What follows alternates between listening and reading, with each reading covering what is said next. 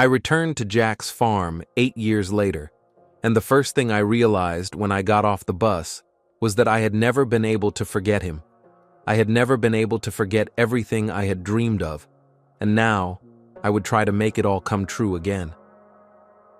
We were allowed to choose our own internship, and when I saw Mackenzie Farm in Oregon on the list of farms, my heart skipped a beat and I almost choked.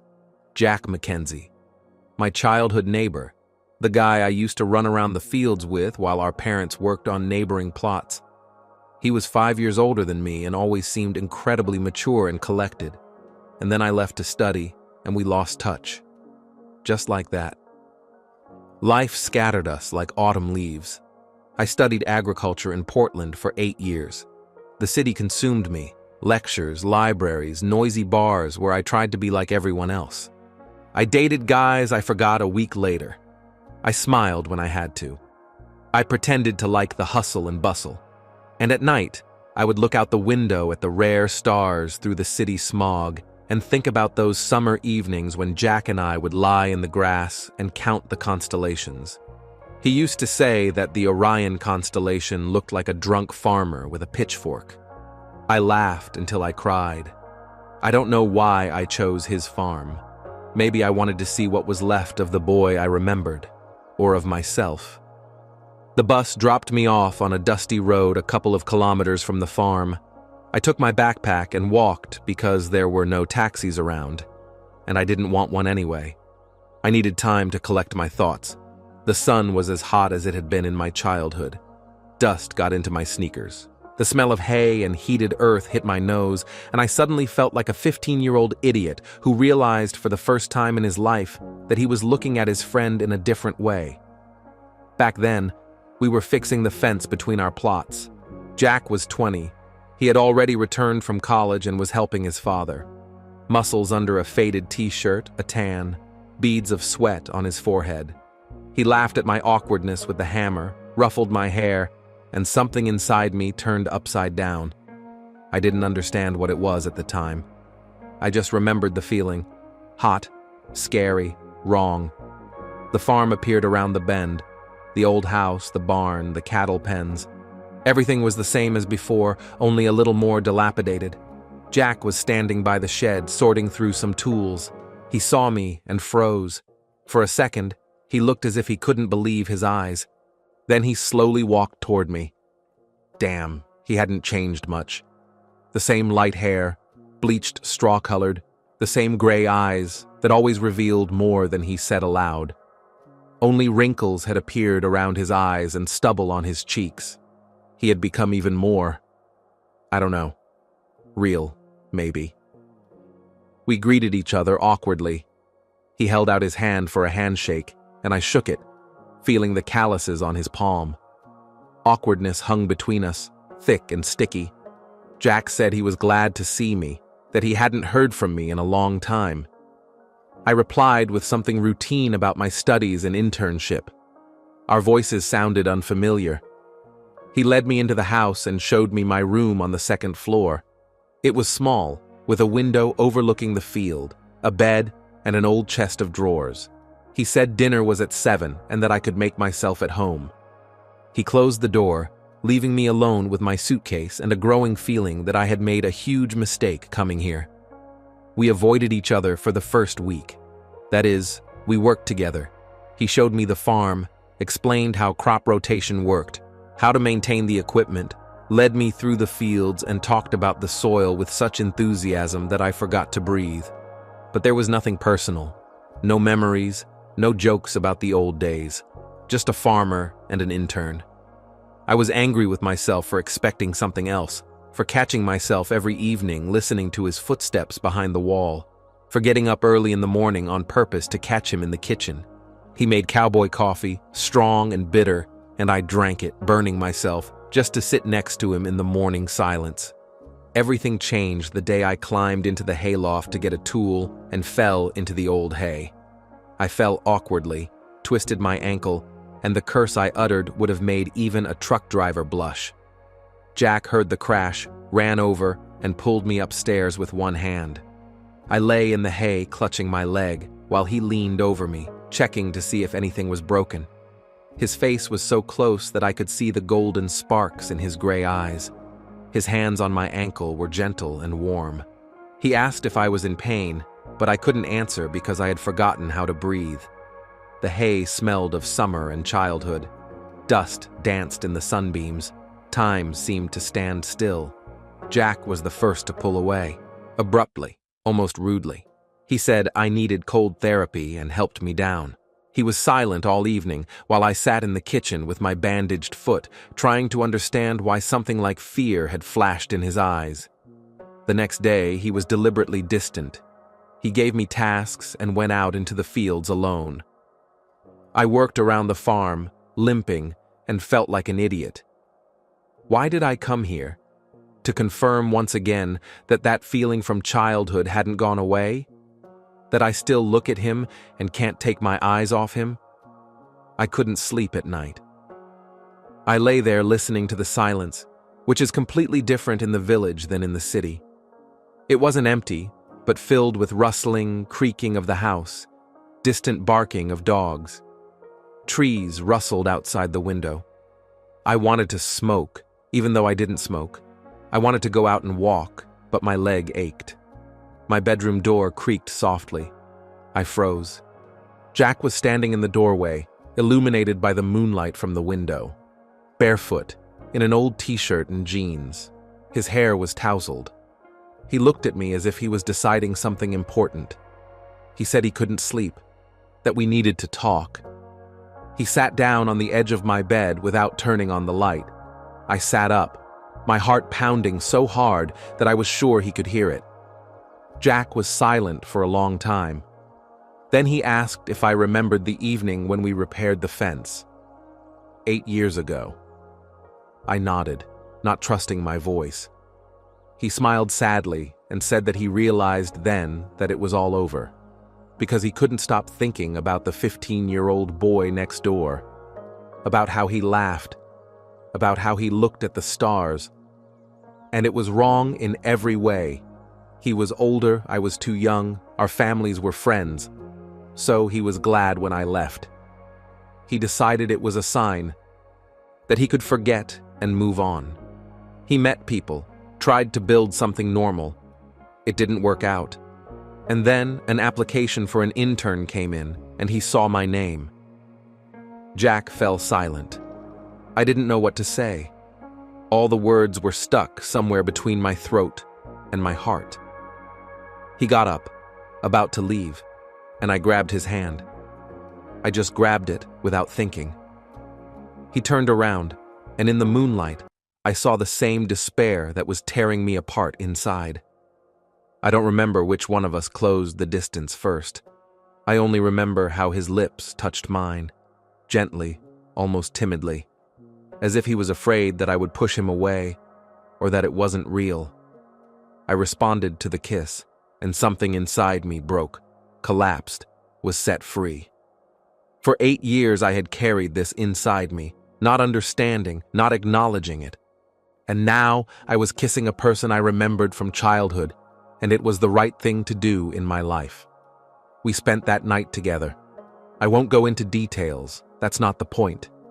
I'll just say that in the morning I woke up with his arm around my waist and realized, this is it. This is what I had been looking for in the city among chance encounters and empty conversations. Jack was still asleep, and I lay there, afraid to move, afraid to ruin the moment. The following weeks were surreal. During the day, we worked. I learned to drive a tractor, helped with the harvest, and sorted through paperwork. The professor in charge of the internship praised my reports. In the evenings, we cooked dinner together, and Jack told me about the farm, how hard it was to run it alone, and his plans to expand the business. I listened and thought that I wanted to be part of those plans. At night, we lay in his bed, and he talked to me about things he had kept quiet about for years, about how hard it was to live in a small town where everyone knew each other and to hide who you really were, about how he had dated guys from neighboring towns, but it was always fleeting and empty, about how when I left, he felt both relieved and empty. I told him about Portland, about how I tried to find myself in gay bars where everyone seemed so confident and free, how I thought the problem was with me since I couldn't love anyone.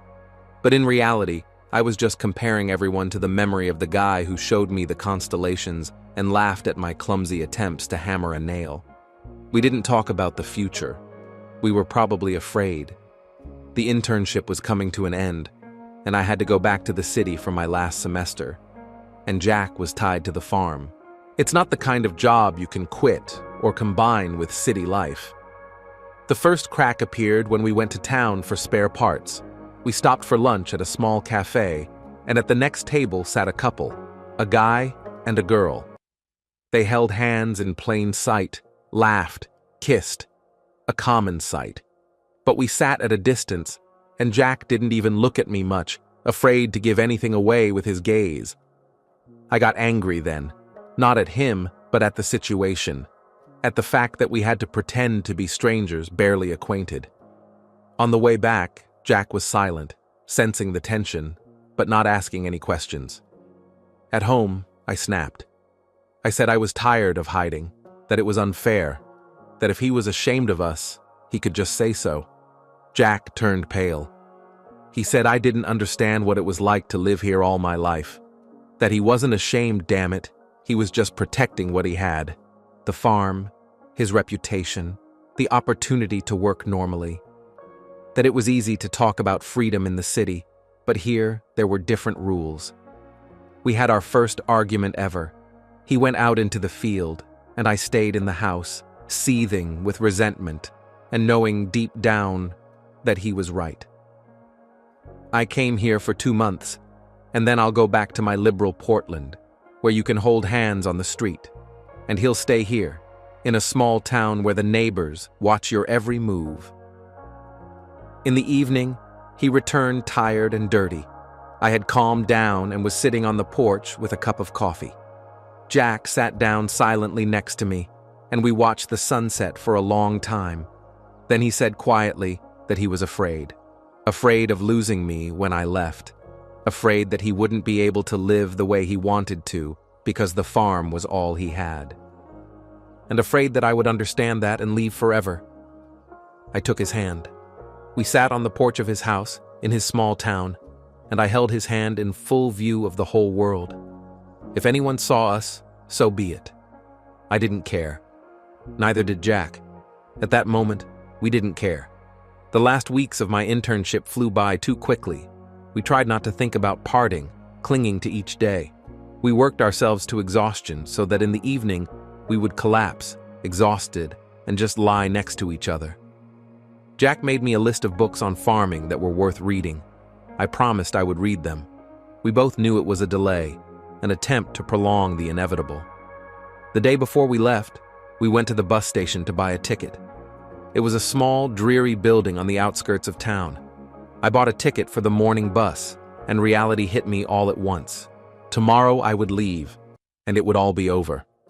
Things would go back to how they were 8 years ago. Silence, absence, lives on different sides. I didn't sleep that night. I lay there and watched Jack, who was sleeping with his arm around me. I tried to remember every detail, how he breathed, how his eyelids twitched in his sleep, the warmth of his skin. I tried to understand how I would live without this. In the morning, he drove me to the station. We arrived early. The bus hadn't arrived yet. We stood by his pickup truck, and I didn't know what to say. All the words seemed wrong, inadequate. Jack reached into his pocket and took something out, an old folding knife, worn, with a wooden handle. He said it belonged to his grandfather, that he always carried it with him. He wanted me to take it as a memento. I clenched the knife in my hand so hard that my knuckles turned white. I took off my flannel shirt, the one I had arrived in. I handed it to him. Jack looked at it, then at me, and for a second I saw his eyes flash. He took the shirt and pressed it to his face. We were standing at a dusty bus station, and I didn't care who saw me hugging him hugging me back, desperately, as if afraid to let go. The bus pulled up. I sat by the window. Jack stood outside. We looked at each other through the glass, and I could see him trying not to show that he was upset. The bus started moving, and I looked back until his figure turned into a dot. The city was empty and noisy at the same time. I returned to my rented apartment, unpacked my things, and sat down to write my internship report. I wrote about crop rotation and land reclamation, but I was thinking about how Jack was now working alone in his faded t-shirt, and the shirt I had given him was hanging somewhere in his house. We kept in touch. At first, every day, then every other day. The conversations became shorter. He was tired. I had classes. Life pulled me back. But every night, as I fell asleep, I clutched my grandfather's knife in my hand and thought about him. 2 months passed. I defended my thesis and received a job offer from a local agricultural company. It was a good position, decent money, and career prospects. It was what I had been working toward for 5 years. I looked at the contract and couldn't bring myself to sign it. I called Jack late in the evening. He answered after the first ring, his voice sleepy. I told him I missed him. He said he missed me too. We were silent for a moment, and I could hear him breathing on the other end of the line, and I wanted to fall through the phone connection and be there, next to him. Jack asked about work. I told him about the offer. He congratulated me, his voice flat, without emotion. He said I was doing great, that I should take the chance, that I had a future ahead of me and shouldn't limit myself. I asked, "What about us? Us together?" Silence. Long, heavy silence. Then Jack said quietly that he didn't know, that he loved me, but he couldn't ask me to give up everything and come back to the farm. It would be selfish. I deserved more than a life in a small town where I had to hide who I was. I said I didn't care about more, that I wanted him, only him. Jack laughed sadly and said that I was saying that now, but in a year I would start to regret it, that he didn't want me to regret him. We said goodbye, and I threw my phone against the wall. The next week, I went through the motions. I went to interviews, smiled, said the right things. I didn't sleep at night, replaying that conversation in my head. I was angry at Jack for deciding for me. I was angry at myself for not finding the words to convince him. And then my mom called. She asked how I was doing, how the internship was going. I told her a little. She paused, then said she had always known about me. Ever since that summer when I was 15 and I walked around with a distant look on my face, and then when Jack, our neighbor, went away for a couple of weeks, I sat around sullen and didn't want to see anyone. I was stunned. She laughed and said that mothers aren't blind, that she saw how I looked at him, and that if I found something real, I shouldn't lose it because of fear or convention. Life is too short to give up on love. I hung up the phone and sat there for 20 minutes, staring blankly at the wall. Then I opened my laptop, turned down the job offer, and bought a bus ticket to Oregon. Jack didn't know I was leaving. I didn't tell him because I was afraid he would say no. The whole way there, I wondered if I was being an idiot. Maybe he had already come to terms with my departure and was moving on with his life, and now I was barging in and ruining everything. Maybe he had met someone else. Maybe I was too late. The bus dropped me off at the same dusty stop. I walked to the farm just like the first time. The sun was setting. The field was glowing gold. Jack was standing by the barn, fixing something. He heard footsteps and turned around. He saw me and froze with a wrench in his hands. We looked at each other across the yard. I didn't know what to say. All the speeches I had prepared on the bus evaporated. Jack slowly put down his tool and walked towards me. He stopped a few steps away, looking as if he was afraid I would disappear if he blinked. I told him I had quit my job, that I wanted to come back here, that no matter how difficult it was, the main thing was to be with him, that I loved him, damn it, and was tired of pretending I could live any other way. Jack stepped forward and hugged me so tightly that I couldn't breathe. I clung to him, buried my face in his shoulder, and felt him trembling. We stood in the middle of the yard, and I didn't care if anyone saw us. Let the whole town see. I didn't care. That night, we talked until morning. About how it would be. About the difficulties we would face. about how people would judge us. Jack said he had an idea to build a small house on the far side of the farm, away from prying eyes, for the two of us, a place where we could be ourselves. I stayed. I got a job at a local agricultural company as a consultant. I combined it with helping out on the farm. It wasn't easy. Jack was right about the town. People whispered, gave us dirty looks, some spoke openly, but there were also those who just shrugged their shoulders, saying it was none of their business. Our neighbor Aunt Martha, who had known Jack since childhood, once brought a pie and said she was glad he was finally not alone. We built that little house. Small, wooden, with a porch and windows overlooking the field. I brought my books, Jack brought his tools. We furnished it together, and every nail, every board was ours. On the first evening, when the house was ready, we sat on the porch, drank beer, and looked at the stars. Jack showed me Orion, just like he had when I was a child. The constellation still looked like a drunken farmer. I laughed, and he looked at me with such tenderness that it took my breath away. 3 years have passed since the day I returned. It wasn't easy. There were moments when I wanted to give up, when the pressure from those around me became unbearable, when I doubted whether I had done the right thing. But then I looked at Jack, at how he smiled at me in the mornings, at our house, at the farm we run together, and I realized, yes, it was the right thing to do. Very right. We don't advertise our relationship, but we don't hide it either. We live our lives, work, make plans. Sometimes my parents and his parents come to visit. We all sit together on the porch, have dinner, talk. No one asks unnecessary questions. They just accept us. Last month, Jack suggested expanding the farm and renting the neighboring plot. He said that with me, he feels like he can do more, that he has the strength and desire to grow. We drew up a business plan and applied for a grant. I don't know if it will work out, but for the first time in a long time, I look to the future and see it clearly. I see us together, on this land, under this sky. Sometimes, when I can't sleep, I go out on the porch and look at the farm. At the fields, we work together. At the barn, where I once fell into the hay, and everything changed. At the road I took to get here twice, as a boy on an internship and as a man who made a choice. I don't regret it once, even on the hardest days. Because I found what I had been looking for all my life, without even knowing what I was looking for.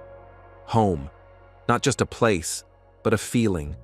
A person I want to wake up with every morning and fall asleep with every night. Someone I don't need to explain who I am to because they know. They always knew. Jack calls me an idiot for giving up my career in the city for farm life. I tell him he's an idiot for thinking I could do it without him. We're both idiots, I guess. But we're happy. And that, as it turns out, is more important than anything else.